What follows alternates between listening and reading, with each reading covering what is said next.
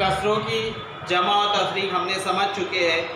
अब इंशाल्लाह इन मिसालों के हल के बाद आपको कसरों की ज़रब भी आ जाएंगी। यहाँ एक मिसाल दी हुई है 3/7 ज़रब 5/2।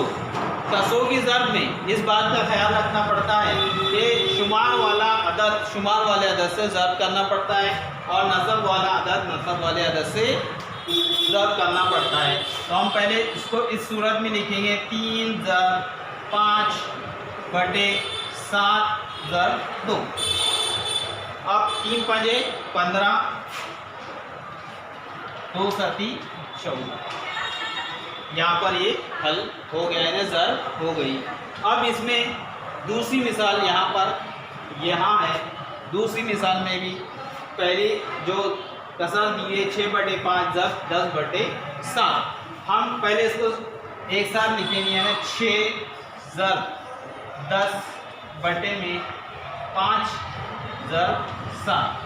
अब हमको ज़रब करते वक्त इस बात का ध्यान रखना है कि कोई हिंसा शुमार कुनिंदा वाले हिंसा नसब नुमा से कोई तकसीम तो नहीं हो पा रहा है। जैसे पहली मिसाल में यहाँ पर कोई भी हिंसा किसी हिंसे से तकसीम नहीं हो रहा था, लेकिन इस मिसाल में 10 जो है 5 से तकसीम होगा, इसलिए पहले इसको हम ज़रब करने से पहले क्या करेंगे, तकसीम करेंगे। यहाँ 5 का 5, 5 दूनी 10। अब इसका जवाब क्या आएगा, क्योंकि अब यहाँ 10 नहीं रहे, अब यहाँ 2 हो गए, तो यहाँ 6 ज़रब 2, यानी इस तरह हम लिखेंगे 6 ज़रब 2 बटे। अब यहाँ पर 5 नहीं रहे, क्या बन गया 1, तो यह 7 का 7 ये जैसा का वैसा।